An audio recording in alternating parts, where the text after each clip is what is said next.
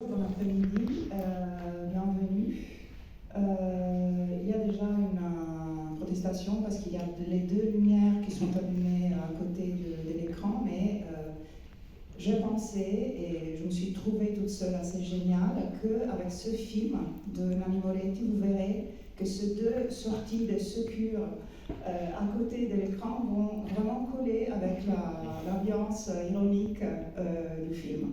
Je laisse tout de suite la parole à notre invité, Antoine Debec, qui est professeur d'études cinématographiques à l'ENS de Paris et qui va nous introduire ce film. Merci Paula. Oui, je suis très content, très heureux même de présenter Palomela Rossa. Je ne suis pas un spécialiste du cinéma italien ni de Nanni Moretti, même si j'ai vu tous les films de Moretti à peu près à leur sortie. Mais c'est aussi un souvenir fort pour moi, puisque c'est le film qui avait été mis en couverture des Cahiers du cinéma en novembre 89. Moi, j'étais un jeune rédacteur à ce moment-là, de 25 ans à peu près, et qui est ce numéro, novembre 89, c'est la premier numéro de ce qu'on appelait la nouvelle formule des Cahiers du cinéma. Pour ceux qui... Donc c'était il y a un certain temps, hein, presque 35 ans. Pour ceux qui sont les plus vieux dans la salle, c'était pas très glorieux. Cette nouvelle formule avait été lancée par un slogan affiché dans tout Paris. Moi, je me tairais tellement j'avais honte. On ne se masturbe plus. Donc voilà, en relisant ce numéro, je trouvais que ça gardait quand même une certaine tenue. Voilà, donc pour les cahiers de l'époque, et je dirais pour les cahiers d'un petit peu toutes les époques de la vie de Moretti jusqu'à aujourd'hui, Moretti est un peu un cinéaste symbole, un cinéaste chéri. Et en 89, il était mis d'ailleurs en parallèle avec Emir Kusturica, comme un peu le symbole des jeunes cinéastes européens qui allaient porter le cinéma dans les années à venir. Je pense que pour Moretti, c'est pas trop une erreur. Pour Kusturica, on peut en discuter. Alors, ce film, il m'est aussi très cher pour autre chose. C'est un film sur le water-polo. Voilà, c'est un film qui a cette unité, une sorte d'unité de lieu, unité de temps, unité d'action, hein, comme une tragédie classique, on dirait une comédie classique, qui est la piscine où se déroule un match de water-polo. Alors, moi j'étais très nul en water-polo, je nage très mal, mais j'étais fasciné par ce sport où excelle l'Italie. Donc Moretti était un joueur de water-polo quand il était jeune, comme beaucoup de jeunes Italiens. Et donc on retrouve dans le film évidemment toutes ces notations hyper précises sur, on va dire, la culture du water-polo en Italie. Et pour Moretti, n'oublions pas que l'Italie a été championne olympique de water-polo 3 ans après, en 92. Voilà, c'est vraiment quelque chose de très important. Et vous verrez dans le film une figure qui est un peu une figure mythique pour Moretti, pour le jeune Moretti, c'est Imre Budavari. Il y a plusieurs mentions de lui, on le voit, il joue son propre rôle en quelque sorte de le bombardier hongrois. Les Hongrois, c'est la nation adverse, c'est les rivaux de toujours de l'Italie en water-polo. Et Imre Budavari fait partie de la grande équipe hongroise qui a gagné le championnat du monde en 79, et il est venu jouer en Italie tout de suite après dans l'équipe d'Arenzano, et c'était un petit peu, ils sont contemporains quasiment avec Moretti. C'est d'ailleurs les deux joueurs plus âgés qui jouent au milieu de plus jeunes, hein, vous allez le voir. Et donc voilà, c'était une figure à la fois honnie mais diabolique, et en même temps très prestigieuse de ce grand joueur hongrois qui était venu comme un mercenaire, un petit peu quitter son pays pour jouer dans l'équipe d'Arenzano en Italie. Donc voilà, il y a tout ce monde du water-polo, c'est très important dans le film. Ça joue vraiment comme un peu des fétiches. Il faut que ce soit très très précis pour que ce soit très juste, et là-dessus Moretti est très fort. Alors cette unité que donne le water-polo, le temps du water-polo, le film dure ce que dure une partie de water-polo, hein. C'est bien sûr tout le travail de Moretti en tant que cinéaste, c'est de faire en quelque sorte exploser ce temps uni, cette unité classique. Et donc le film devient une sorte de kaléidoscope de temporalité, de moments, de lieux. À partir de cette unité, le fil rouge est tenu tout au long du film, mais en même temps, le film s'éclate littéralement.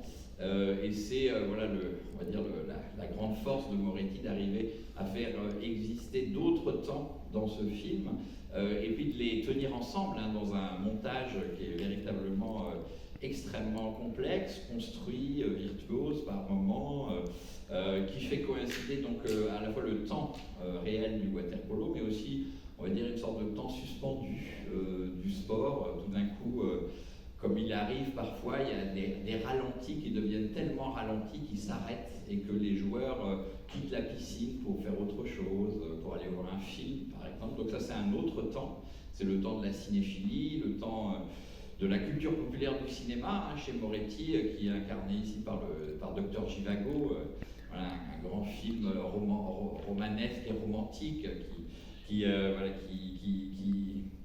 semble fasciner tout le monde dans le film, Moretti le premier. C'est aussi la temporalité, on va dire, de l'enfance, hein, de Moretti, qui joue un personnage amnésique. Ça donne au film ce côté un peu malade, d'un personnage qui a eu un accident et qui est amnésique, qui se retrouve dans la piscine, il ne sait pas trop pourquoi, la piscine de son enfance. Et donc beaucoup de scènes d'enfance aussi reviennent, donc font coexister cet espace mental, ce temps mental, avec le temps réaliste de la piscine du water-polo. Il y a aussi le temps, je dirais, de la mémoire politique de Michele, le personnage joué par Moretti, qui est on comprend très vite que c'est un jeune militant du Parti communiste, donc il essaie de reconstituer un petit peu aussi cette mémoire-là, avec des choses qui reviennent de son adolescence communiste, de ses différentes étapes de progression et en même temps d'incompréhension, hein, par rapport au Parti communiste. Et puis c'est aussi un temps un peu le temps, je dirais, qui précède juste l'accident.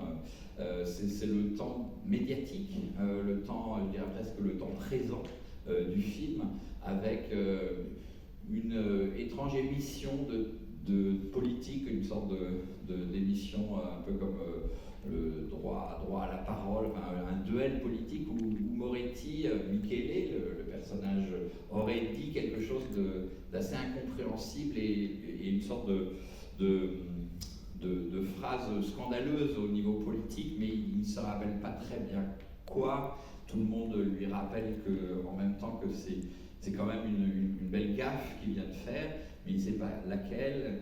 Et donc il y a ce temps médiatique qui est le temps un peu angoissant, hein, qui va être notamment caractérisé par une jeune journaliste qui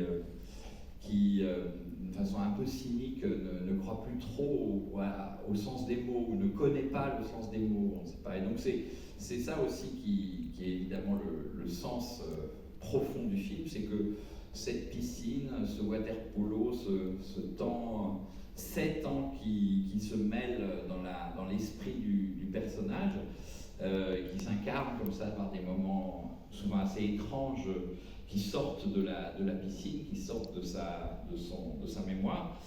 C'est bien sûr, je dirais, à la fois la métaphore du cinéma, hein, c'est la piscine écran, on va dire, voilà, la piscine écran, la mise en scène du sport comme mise en scène du cinéaste, avec ce moment du penalty. Donc je ne dirais pas comment ça se finit, mais en tout cas, voilà, comme le geste du penalty, comme le geste du grand cinéaste. Voilà, est-ce que je vais réussir mon film ou est-ce que je vais le rater? Ce sont des questions qui se posent beaucoup à Moretti à ce moment-là. Hein, il vient de tourner 5-6 films quasiment coup sur coup. Il porte tout seul à ce moment-là un peu le cinéma italien, hein, il faut le dire. Ça lui pèse beaucoup. On peut dire que d'une certaine manière, c'est le dernier film, c'est à la fois le premier film de la maturité et le dernier film de l'apparition de Moretti, une sorte d'apparition très précoce qui arrive jusqu'à ce film. Et ensuite, il y aura un trou un peu dans la carrière de Moretti, qui correspond d'ailleurs à un trou biographique. Il tombe malade, il a un cancer, et il racontera ensuite, à partir de Journal intime, 5 ans plus tard, l'histoire de sa survie, en fait, de ses retrouvailles avec la vie à travers le cinéma. Donc ce film, Palombella Rossa, c'est un petit peu le dernier film de la jeunesse de Moretti, et en même temps le moment où il commence à se poser beaucoup de questions sur qu'est-ce que je raconte comme histoire, comment je le raconte, et ça on le sent très bien dans le film comme, je dirais, comme piscine-écran. Et puis l'autre chose qui est très présente, qui continuera, c'est peut-être ce qui fait le lien dans tout le cinéma de Moretti, c'est évidemment cette piscine, c'est aussi une sorte de scène sociale, de scène politique, hein, où défilent un petit peu tous les grands enjeux de l'histoire politique et sociale de l'Italie récente, et puis du présent de l'Italie très angoissant, un présent très angoissant pour Moretti, où il porte là encore une sorte de regard, je dirais de regard politique, de regard moral hérité de Rossellini, de Pasolini, sur, je dirais, ce à quoi on peut encore croire. Voilà, c'est sa question. Hein. Comment continuer à avoir des croyances politiques, des croyances au progrès, ou des croyances dans un meilleur monde. Comment est-ce qu'on peut reconstruire le monde en mieux, alors qu'on sait pertinemment que le monde va de pire en pire, en fait. En tout cas, que les choses ne pourront pas se réconcilier, et pourtant il faut toujours y croire, un petit peu comme le personnage de Michele croit qu'il va réussir à réunir les amants à la fin de Docteur Givago, alors qu'on sait que ça ne sera jamais possible, que c'est un film sur la rencontre ratée de ses amants, et voilà, il espère pourtant jusqu'au bout pouvoir les réunir. Donc c'est aussi un film, je dirais, sismographe, qui enregistre quelque chose qui, je disais, est en train de disparaître, on va dire. C'est cette innocence de la culture populaire italienne, hein, au sens presque pasolinien du terme, où on peut encore mettre des publicités dans l'eau de la piscine et que ce soit amusant, où on peut encore avoir un discours politique en essayant de faire coïncider les idées et les mots, et tout ça est en train de disparaître, hein, et c'est bien sûr porté par ce personnage de journaliste charmante et en même temps très cynique, en fait, qui porte quelque chose de nouveau, qui est, on va dire, la décadence, presque la catastrophe de la télévision italienne, de la société italienne, qui est en train de produire quelqu'un qui va arriver, qui est en train de détruire la télévision italienne, et qui arrive, puisque 3 ans plus tard, Berlusconi va gagner les élections. Voilà, donc c'est un temps pré-berlusconien, mais où on voit déjà quelque chose de terrible arriver, il me semble. Voilà, bonne projection. C'est un film que je trouve très important, vous l'avez compris, une sorte de film très ancré, très local, et en même temps qui est une sorte de film monde, au sens où il donne des nouvelles du monde, des nouvelles de l'Italie, et des nouvelles du monde contemporain de la fin des années 80. Merci.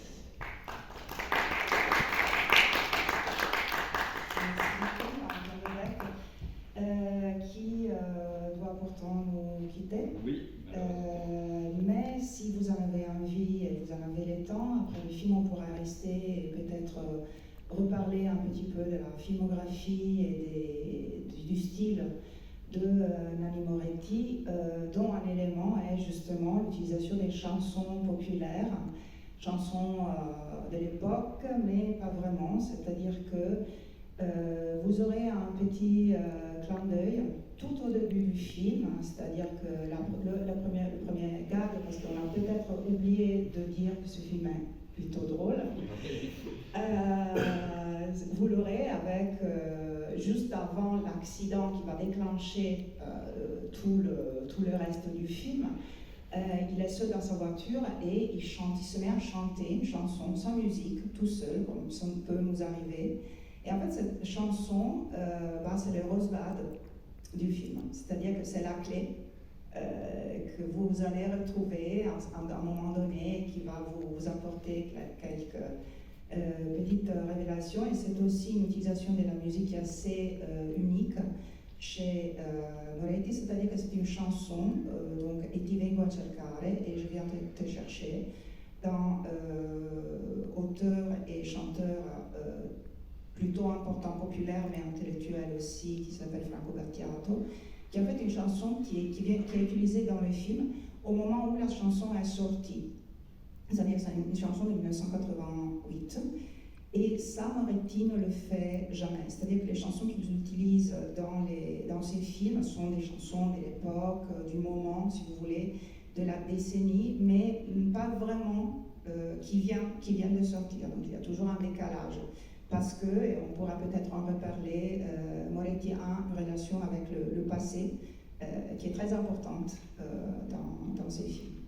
Voilà, donc merci encore à Antoine qui nous a amenés dans une piscine, dans le sport, dans le water polo, et c'est très bien vu la température, et je vous souhaite une belle séance.